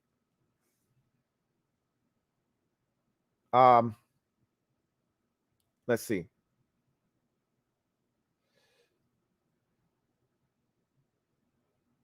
Got another super chat here from Red Wings 01. Thank you for the super chat. Greatly appreciate you, my guy. Red Wings 01 writes, I could be wrong, but I get the feeling you forgot the Steelers have Mitchell Trubisky. He's no world beater, but he could very well be their starter. I did forget. I'm not going to lie. I went back when I was going through the list and recapping the 32 through 11, and I mentioned Mitchell Trubisky because I did forget about him. However, I've heard the Steelers talk about how they feel about Kenny Pickett. Now, that could change. Pickett could get to camp, be overwhelmed. Clearly, Mitchell Trubisky is the best guy for the job, and he gets the opportunity. And if that is, in fact, the case, I think Mitchell Trubisky would probably be up in that Daniel Jones range of 26, 27, somewhere in there. So it wouldn't be that big of a jump. But I think Kenny Pickett's going to ultimately beat him out. Like, if your team with a first-round quarterback and the guy behind your first-round quarterback isn't a legend or a guy that is taking you to great heights like Jimmy Garoppolo, for the 49ers last year with Trey Lance. I mean, we saw Alex Smith keep Patrick Mahomes from starting his rookie season, but that's because Alex Smith had led the Chiefs to like 2 straight AFC West titles, and he got off to a 5-0 start that year. So there was no reason to sit him at that time. He's playing good football. So unless you have one of those types of guys, or you've got a legend, stopping you from playing your quarterback, you play the first round pick. Get that party started early. The earlier, the better, because we could talk about mental reps. Unless your guy's not ready. If he's not ready, don't play him. But if you think he's ready, there aren't many mental reps that are going to help your young quarterback. He's only going to learn by going out and making mistakes, by seeing things, experiencing them, and then being able to say, okay, I remember Buffalo did that to me in week 3 in the second quarter, and it had my head spinning. Now, when I see that shit, I know what to do the next time. That's what you're looking for, that experience, and guys not making the same mistakes over and over again. You can't get that by sitting on the sideline. So you're right. I did forget about Mitchell Trubisky. And he does have a chance to start. They signed Mitchell Trubisky with every intention of starting him if Kenny Pickett is not ready. I think he'll be ready. That's why they drafted him in the first round, and I expect them to start him, but we'll see. You're absolutely right. I did forget. Let's see.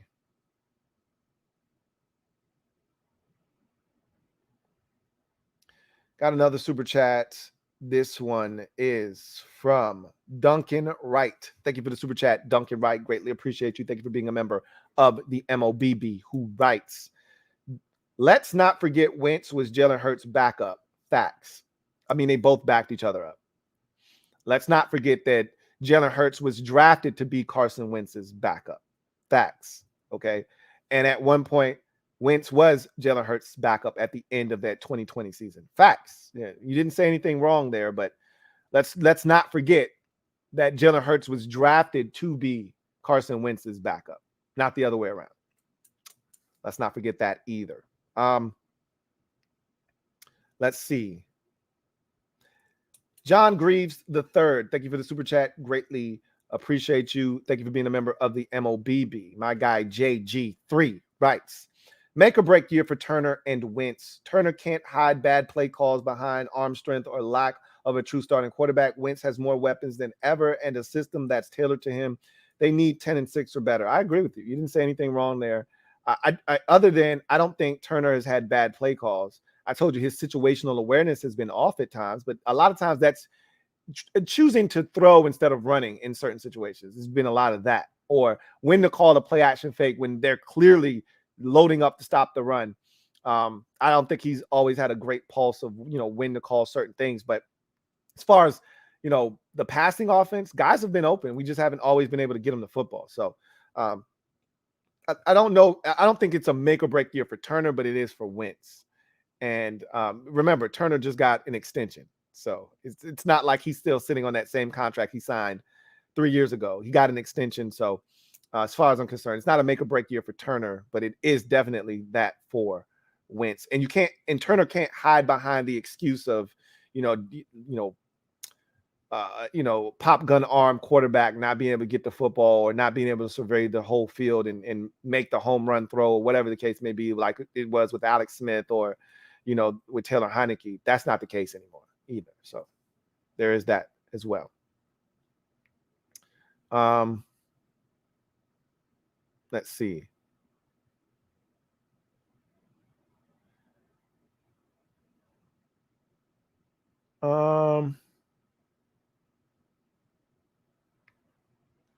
Let's see.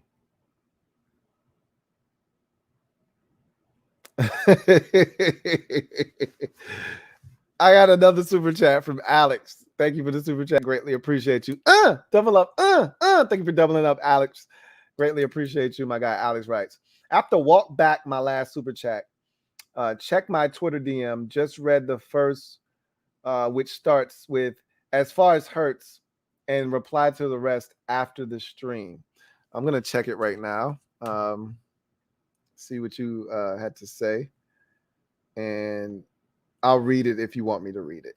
I won't read it if you don't want me to read it. Clearly, you just said I can read the rest of it after the stream. So I'll check it out right now, though, just real quick.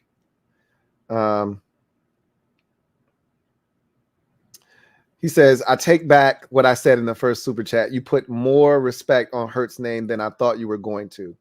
I expected a bunch of the rookies from last year to be over him, even though Hurts outplayed pretty much all of them with the exception of Mac Jones as a passer. Hurts' situation was also significantly better than the rookies, to be fair. I also didn't have any problem with their Wentz ranking. I think 16 was a little high.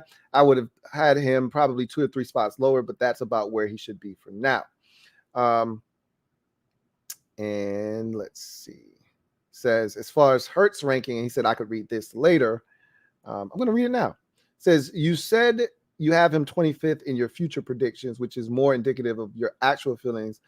I was telling your Washington brethren, what were the other 2 rankings you factored into your total ranking?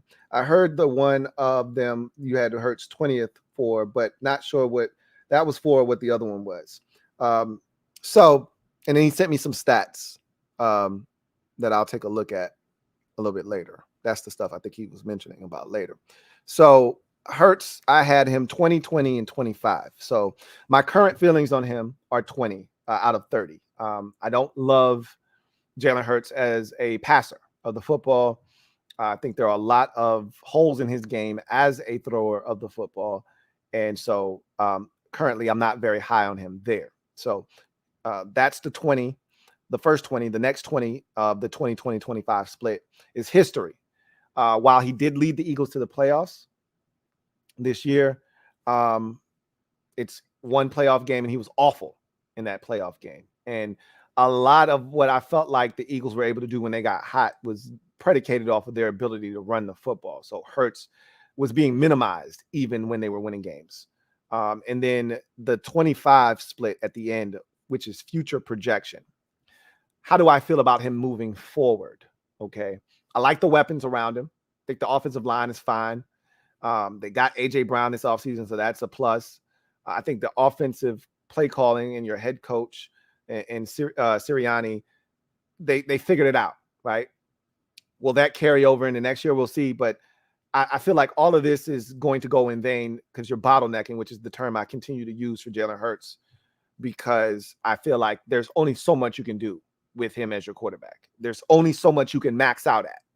You got all this stuff that will allow you to operate at much higher levels and speeds.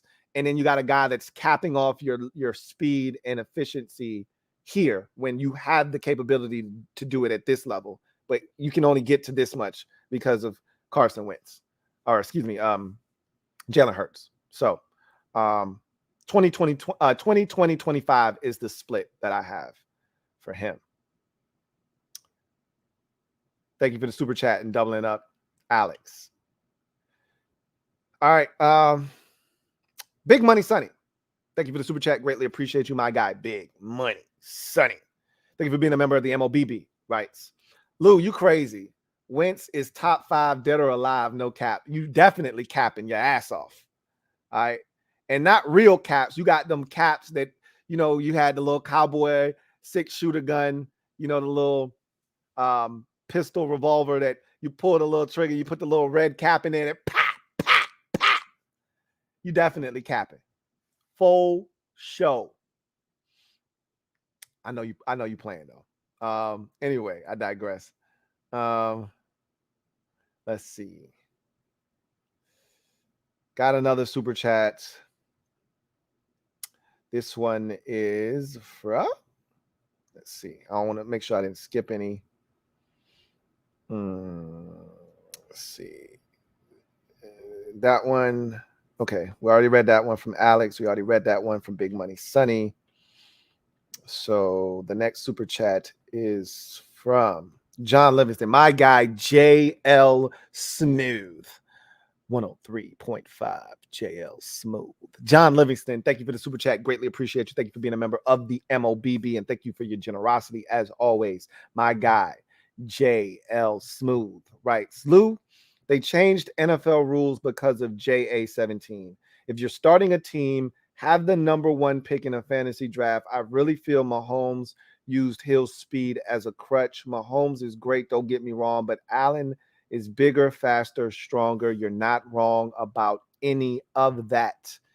I'm going to give Mahomes the benefit of the doubt because he's been to the AFC Championship game 4 years in a row, been to 2 Super Bowls, won one of them, and been a league MVP already. Okay. And he's knocked Josh Allen out of the postseason the last 2 years. So eventually, I think Allen is going to get over the hump. Could it be this upcoming season? It could be. We'll see. But here's the thing. Until it happens, I can't give him the benefit of the doubt. You know how I feel about Josh Allen. I love the kid. I think he's one of the best quarterbacks in football, as evident with my list. But he's got to win in the postseason. He's got to get over that hump. And until he's able to do that, and I think the best way for him to be able to do that, even though I can't stand playoff games having to be played in Buffalo because of those swirling winds and because of the inclement weather that you're going to encounter come January, and into February potentially. I don't like that shit. But at the same time, that's the only way I think, you ensure that you have the best chance to win. If you got to go on the road to Cincinnati, to Kansas City, to LA to play the Chargers, even though that's not necessarily a home game for them, or a real advantage. I shouldn't say a home game, but a real advantage for them because Bills Mafia travels. It's going to be a tougher route to where you ultimately want to go. But nobody wants to watch a playoff game with 32 mile an hour wind gusts and you can barely kick the football. That shit we watched when you played Baltimore a couple of years ago. Nobody wants to see that shit, right? But Josh Allen is legit. And eventually he's going to, I think, get over the hump and lead this team to a Super Bowl. Will he win it? I don't know, but I think he's going to take them to a Super Bowl appearance. And I think he's ultimately going to be a league MVP at some point. Mahomes leaning on Tyreek Hill's speed as a crutch. That could be the case. But you know what they added? More speed. So they're going to have guys that can run. Mecole Hardman can run. Marquez Valdez-Scantling can run. The kid they added in the draft can run. Like, they're still going to have – they might have more speed on the field this year, overcompensating for the loss of Hill than they have in the past. So it can make them even more dangerous. We'll see. We'll see. Thank you for the super chat, John Livingston. Really, truly do appreciate you.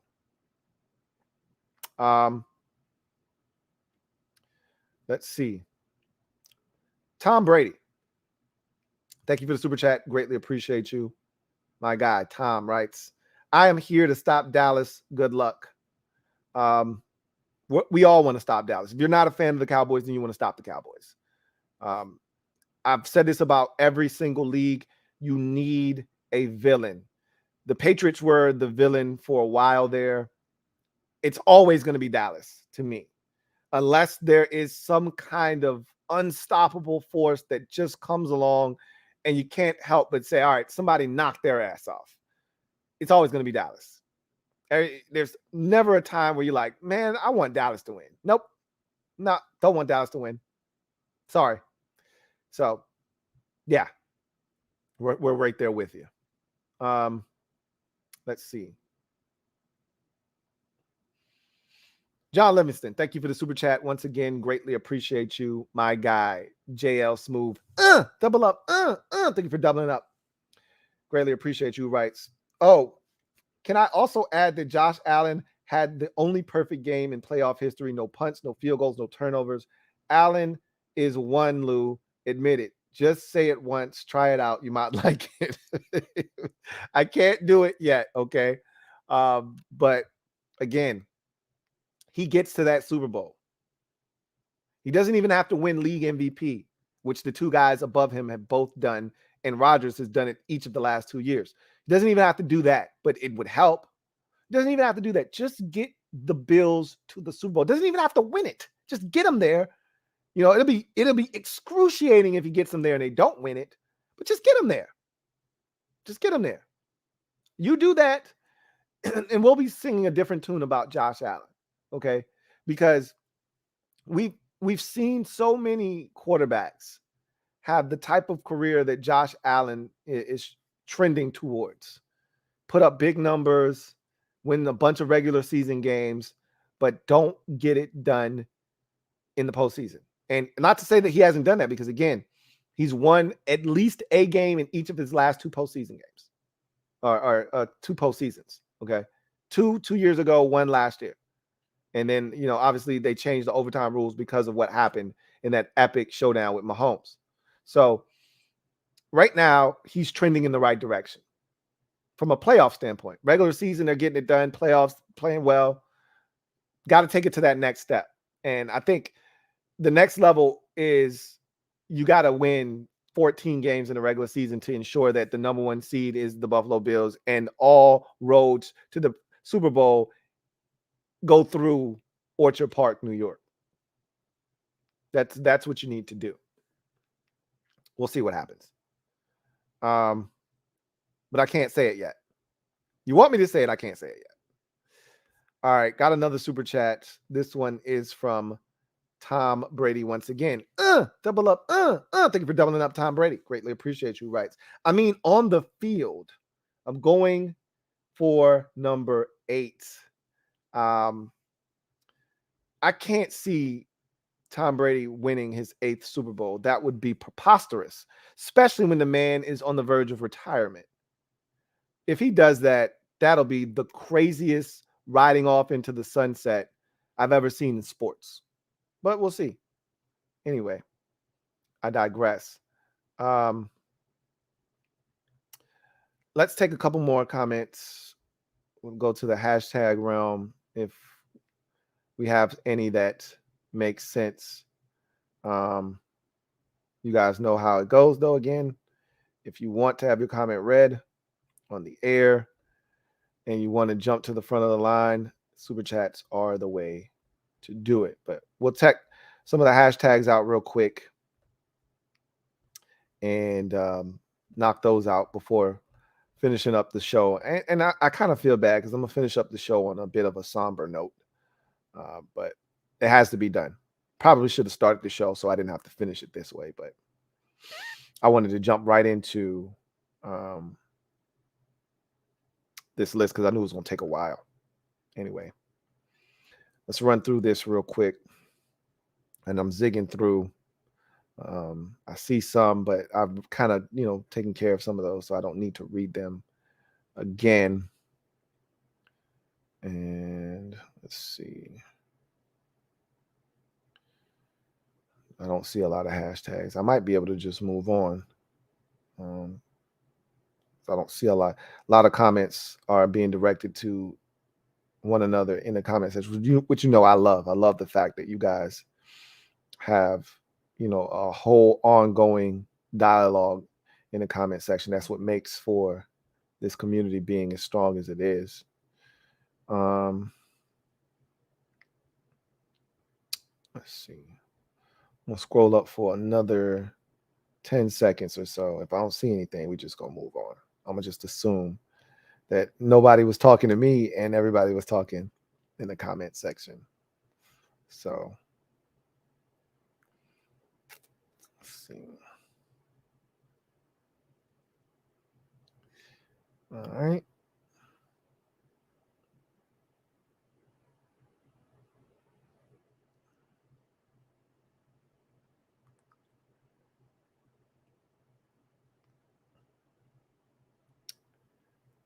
All right, so I got one here from Malachi Malik, who writes, do we sit Wentz for the majority of the preseason?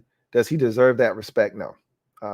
So that's not how our coach is wired. He's not like Staley or McVay, those guys that take advantage of those practice opportunities to practice with other teams, joint practices. That's not his thing. He already came out and said we're not having any joint practices this preseason. So My assumption is he's going to continue to treat the preseason as he's treated it in the past. First 2 games, you're going to play your starters. Obviously, going to play them probably a possession or 2 in the first preseason game, and then maybe a half of football in the second, and then you won't see him at all in the third preseason game. That's what he did last year. That's what I assume he will do again this year. But again, we will see. All right. I think we just knocked out like the one hashtag that was in here. All right. Yeah, I don't see anything. So let's move on, and we will wrap up this show with garbage time. And what a sad state of affairs, man, when we're talking about death. And it's a part of life. It sucks. But it sucks even more so when it comes to people that are so young. So we got 2 young deaths, and then we got a death that came way too soon for a guy that was getting a little bit older. And so they say death comes in threes. I hate that saying because it usually does come in threes. And it did again this time. Caleb Swanigan is not a football player. He was a basketball player in the NBA. And he went to Purdue, if I'm not mistaken. It's Purdue. Yes, it was Purdue. It's one of the 2. I always get Purdue and Iowa mixed up, but I feel like he was a Boilermaker. Could have been a Hawkeye, but I think he was a Boilermaker. He was a Boilermaker. Final answer. He was a Boilermaker. And made it to the NBA as I want to say he was a 2nd-round pick by the Portland Trail Blazers. Might have snuck in the back end of the 1st round. I think he was a 2nd-round pick. Either way, hung around in the league for a couple of years and flamed out. And then I saw a picture of him, feel like it was like 4 or 5 months ago on socials. And I don't be on socials that often, but just scrolling through the timeline and see a picture of Caleb Swanigan. And, people do this. People are so mean. And this is why I'm not a big social media guy, because people are so irresponsible with some of the things they say. Like, people don't have feelings, and you never know what someone's going through. I always think about situations like Caleb Swanigan, and I always liken it to my guy from Black Panther. I don't know why his name is escaping me right now, but people talk so badly about the way he looked. He had lost so much weight. And you never know with these Hollywood types, because he could have been losing weight for a role. Who knows? But people were talking so much shit about him. He lost so much weight. Oh my God, look at him. They were making fun of him. And then come to find out, like a month or 2 later, he had cancer and he died. And you just never know what somebody's going through. And people are always so quick to want to make jokes. They want to be funny. Ha, ha, ha. You ain't in high school no goddamn more. Okay, shit's not funny. And I saw Caleb Swanigan. And again, this is like, I don't know, 3-4 months ago before he passed. And he was huge. He was huge. And I'm like, oh my God, what happened? And I don't know his situation, and I learned a long time ago that people have certain situations. They have disorders. They have, lymph node. They have different things. Like Oprah had this problem where she would blow up, and it wasn't just based off of just eating and, things of that nature. She had actual physical reasons why she would get bigger. And, there are triggers to those things, and whatever the case may be. Or you could just love food, and you could be one of those people that when you become depressed, you're an emotional eater. And so to curb your despair or your depression, you eat. Some people, they have different ways of dealing with being depressed or, not feeling their best. Some people like to shop. Some people like to eat. Some people like to sleep. Some people like to, distance themselves from society. They want to be alone. everyone copes and deals with things differently. And I don't know if his was eating or if he had some kind of disorder, but he was huge. And I was like, damn. And even though he was huge, you see big people every day. And I don't know if this is why he died. I always like to take a step back when guys pass away, especially at a young age. I want to see the toxicology report. I want to see what they find in their system, what they say is the cause of death before I jump to any conclusions. I'm assuming, and I don't like to make assumptions, but it had something to do with his weight, why he passed away. We'll see. Could have been something totally unrelated. He was 25 though, man. 25 years old. Damn. What the hell, man?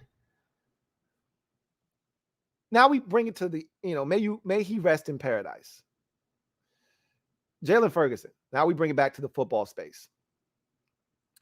This is a current player. You rarely see this in the NFL.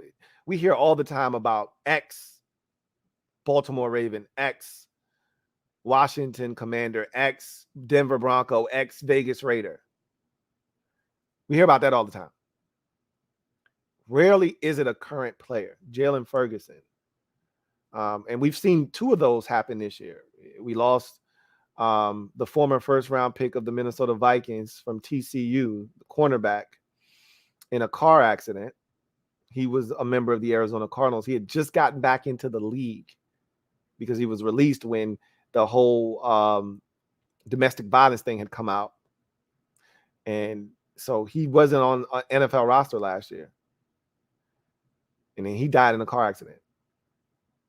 But Jalen Ferguson, 26 years old, suddenly dies. Now, the report, I shouldn't say report, what people were saying on social media, overdose. I don't know. His wife had a very touching post the other day.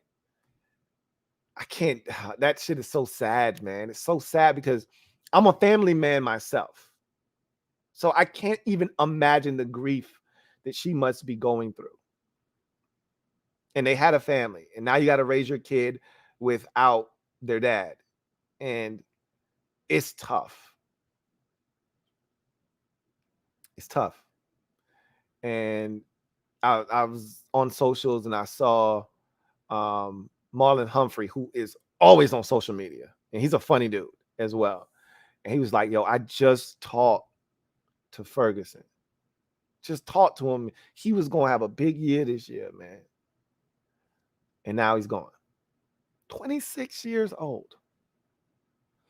Don't know what happened. I'm going to wait and see. That's tough. But what is crazy is that the Ravens had another death the exact same day. Tony Saragusa. Now, not a current player clearly and obviously, but Goose was one of the most beloved former players in Ravens history.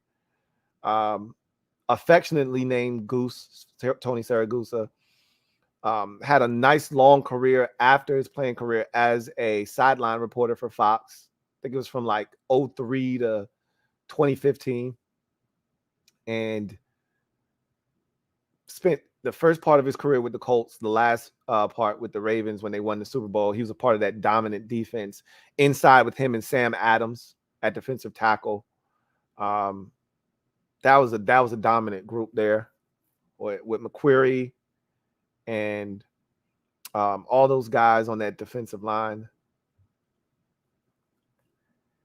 55 years old. 55 years old. That is too effing young to call it quits.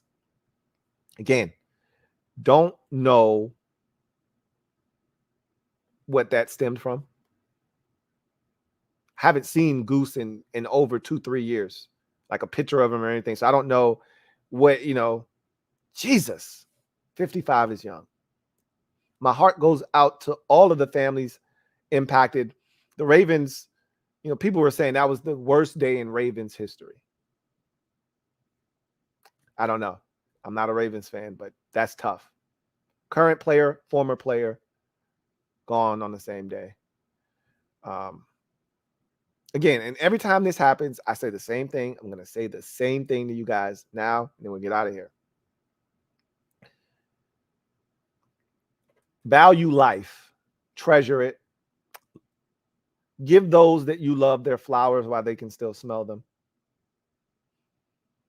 I'm preaching to myself too when I tell you guys this stuff because I need to be better being in contact with my loved ones. Don't wait till it's too late. Take care of yourself first and foremost, okay?